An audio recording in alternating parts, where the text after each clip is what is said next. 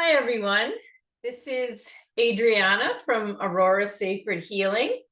I'm very happy to have you all join me with me here today as I make a spring in the Boreal Forest tea mixture. So I wanted to share with you the plants that I've collected to represent what plants are coming available in the spring here in the Boreal Forest. So this is part of the series that we have for the 4 seasons. Last video I showed was of the winter in the Boreal, where we had a lot of the plants, a lot of conifers that are evergreen, that are available year round, like the pine and the Labrador tea. We also had bearberry. If you forage through the snow, those plants are always available, and the spruce. And then we're moving into the spring now. So in the spring, we have a lot of the, say the flowering plants that are flowering in the summer. Their shoots, their leaves are very potent in medicines. And then we also have some early blooms and new growth that we're going to be utilizing in this tea blend. So let's first of all start by just doing a blessing over top of the plants before we get started. I have some sage here that I collected here in Cranberry Portage, as well as one of the plants we're putting into the spring blend is balsam fir. So that's it's very aromatic in here right now. I can just smell this balsam really strong. So let's start off with a smudge.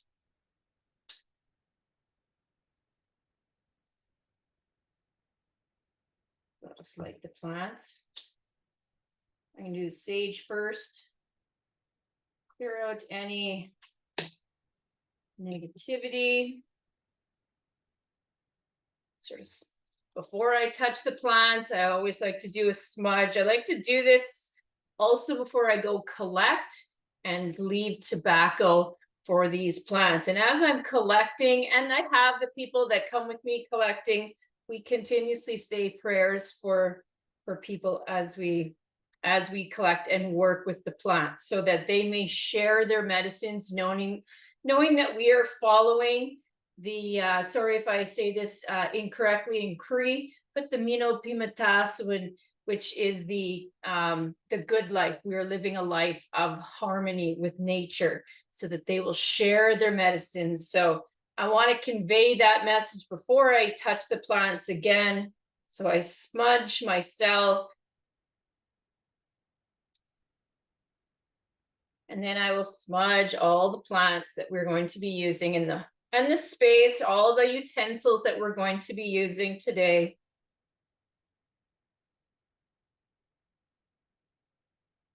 Perfect. And I'll let that just continue to do its thing over there.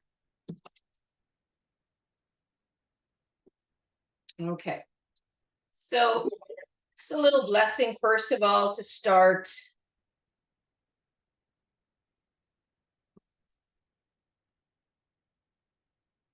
The spirit of the plants has come to me in the form of a beautiful dancing green woman. Her eyes filled me with peace. Her dance filled me with peace. The spirit of the plants has come to me and has blessed me with great peace. Her dances fill me with peace. Her dances filled me with peace. The spirit of the plants has come to me in the form of a beautiful dancing green woman. So I'd like to share the plants that we're going to be putting into the spring in the Boreal tea. And the first one we're going to start off with, kind of the base of our tea, is going to be the, well, we have like the evergreens here. So the first one, the one that I really, really like, that's just waking up at this time of the year, a lot of asexual reproduction, you'll see the balsam fir will be, its lower branches hit so low to the ground that they just spike up into little babies. And it's quickly doing that right now in the spring to try and utilize any openings in the tree canopy, since it's more of an intermediate tree in this ecosystem here in the boreal forest, rather than the spruce and pine that are more the climax community at the end. So we're going to start off with the balsam fir, balsam being that sweet, sweet smell. This is what you often, if you have like air fresheners, a lot of time they use this balsam fir. It's very aromatic. And the balsam is actually pretty sweet. So I'm going to use the bulk of this tea. The basis is going to be the balsam fir. So I'm going to put in a good 2 cups of that for the balsam. Now, balsam, like I said, is very sugary. So when I do the reading up on what the benefits of balsam fir are, you're going to get a lot of energy from it. Remember, whenever we're dealing with spring plants, whenever you're dealing with the plants, say they're new shoots, because we're also going to be using some spruce tips as well, the plant is putting all of its essence into this new growth, like its vitamins and minerals. So when you eat any of these new leaves, or even over here, we have some of the flowers in the early spring flowers. Again, you're going to be having, this is like the most important parts of the plant. They're sharing a lot of their good medicines with you in these parts of the plants. So that's kind of our benefit of the balsam fir here. But the balsam also being like a natural, same thing with the spruce tips, a natural stimulant. So they give you like almost like having a cup of coffee.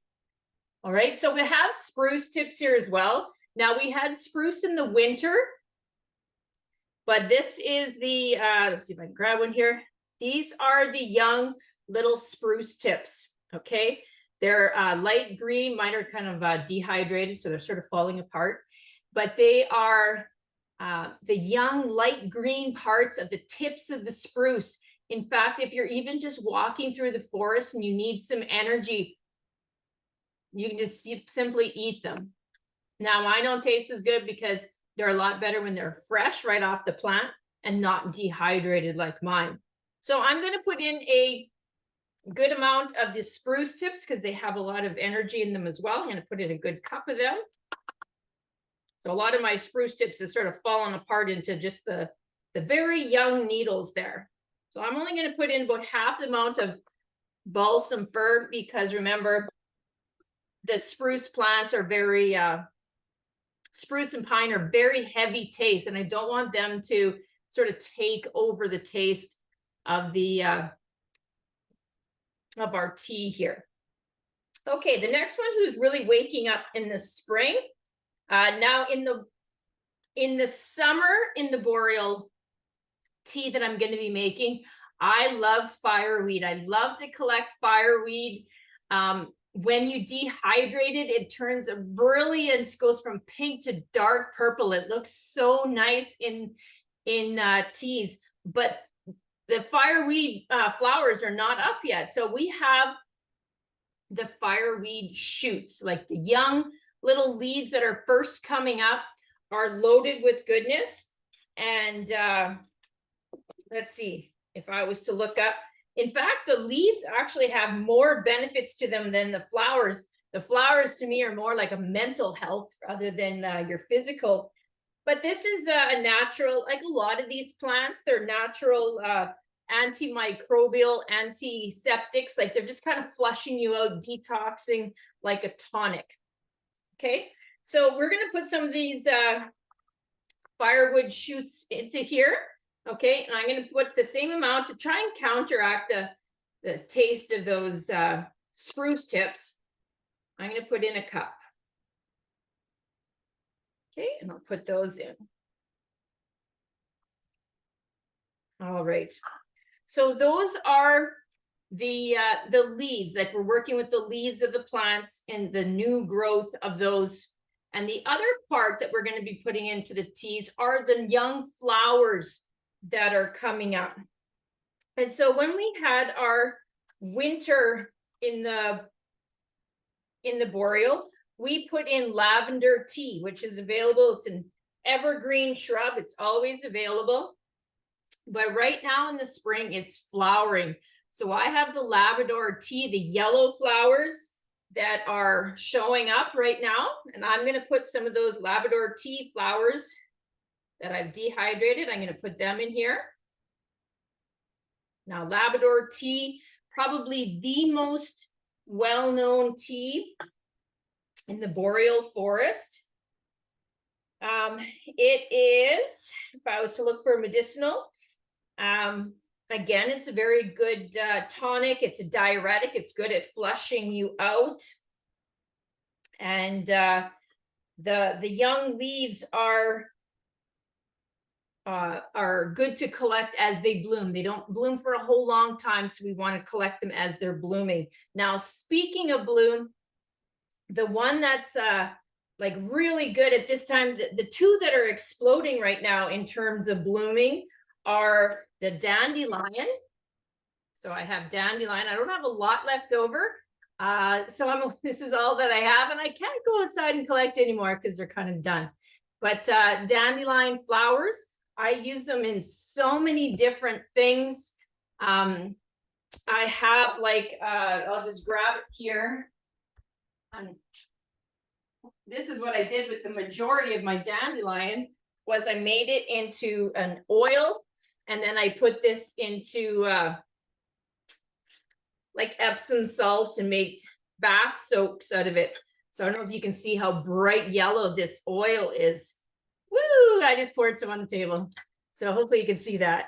So this is where the majority of my flowers went to, because I want to try and extend its life as long as possible.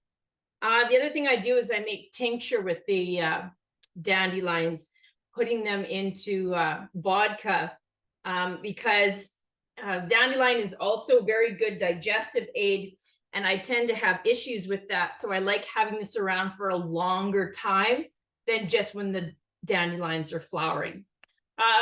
When they're flowering, honestly, what I love to do with these as well is I cook with them. I put these into pancakes or biscuits, and that adds a pop of color and also a little shot of some vitamin C. So I'm going to go ahead and put in the rest of the dandelions that I have. So many health benefits to dandelion. They're actually in the aster family.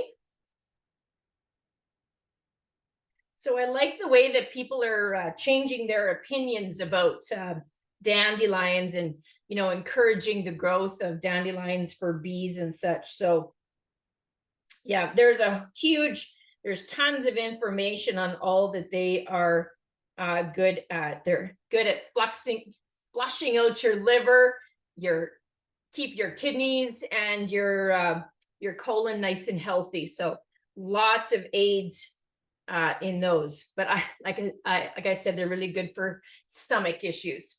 Okay. Now, the last one here I'm putting in is probably the one that is so well known in the spring for flowering, and that is our wild rose. Okay, so our wild rose right now is so in the spring tea, I like to put in the rose petals, and then in the summertime, I like to put in the actually more like fall. The rose hips, yes, they're coming available, like the seeds from the wild rose are coming available in the summer, but they're really good if you collect them after the first frost. So I'm going to be putting the rose hips into the fall tea, because there's so many other berries and such that we can be utilizing in the summer. We'll make the fall tea a little bit sweeter by putting those rose hips in it. Okay, so I'm going to put in some of these rose petals as well. I'm going to put in 2 of those just because it looks so beautiful. Okay, so there's our rose petals. Okay, and now we'll mix it up. As we're doing this, remember, I'm saying our prayers. Remember the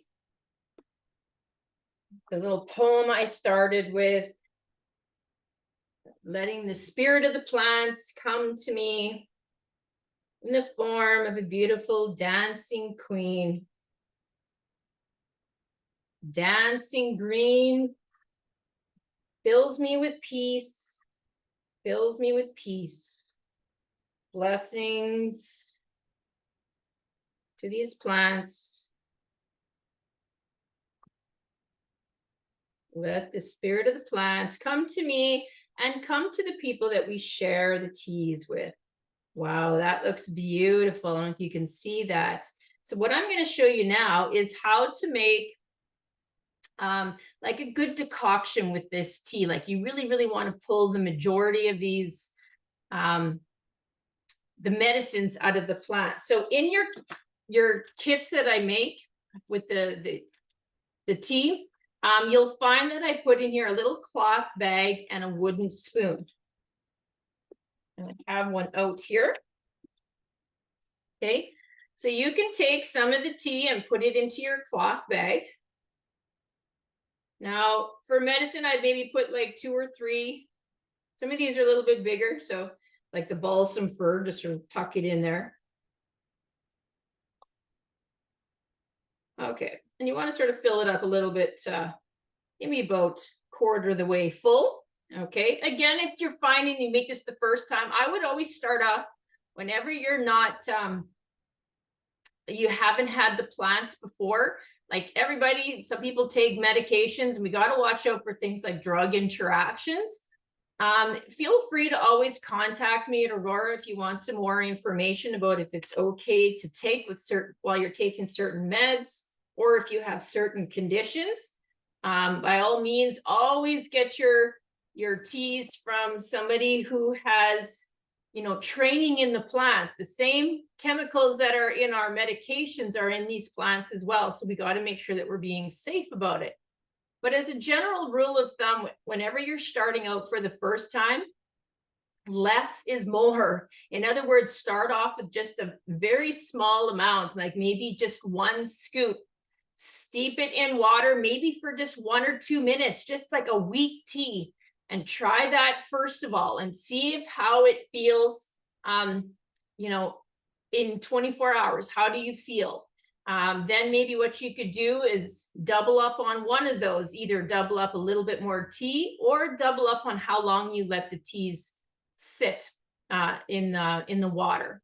Okay, so once you, by the way, whenever I make these medicines, like these tea kits, I always use just general herbs. In other words, not ones that are like super specific for a certain condition, or ones where you have to watch out, you can't take too much of, like over time. You know, sort of generally speaking, I try to do that, but still, you know, listen to your body and how it feels. Okay, so I'm just going to fill this up maybe about 1/4, 1/3 full. Okay, now you can either boil this in a pot on the stove if you want to make it stronger. You just, and I was telling people to do this before, but I forgot to mention that you want to make sure that you keep the lid on, so that all the essential oils that are coming out of the plants and coming up in the steam, you don't want them to escape.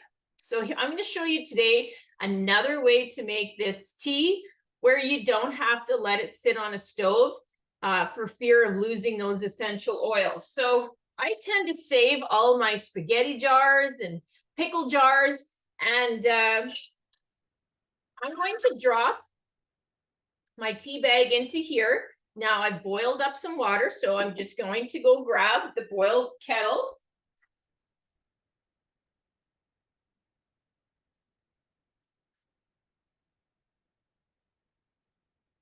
Okay, and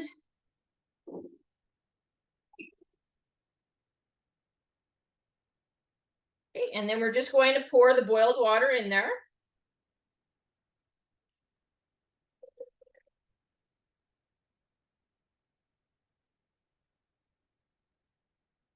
And immediately, just watch out, it's going to be very hot. we're going to cap it.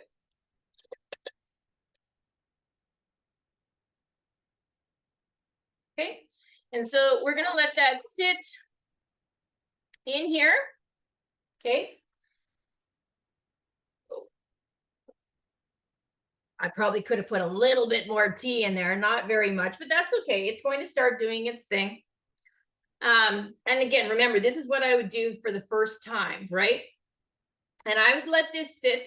Like now that I know that the plants are okay with me, what I would do with this is I would let this sit now. So it's like lunchtime here. I might have this later on for supper, like after supper tea, to sort of you know, calm my supper in my stomach. Or if I want it to be even stronger by tonight, this will have cooled. I can put it in the fridge and let this continue to steep overnight, and that'll be even stronger. This tea will start to turn. So if I was to give this a little shake, like I said, I could have put a little bit more tea in there, but I was trying to demonstrate. So, and we've actually, like, you can see, like, by putting the lid on immediately, we've sterilized this and we're collecting all those essential oils are going to stay inside of that cup now. And it's a quick and easy way to have your drink ready for you later.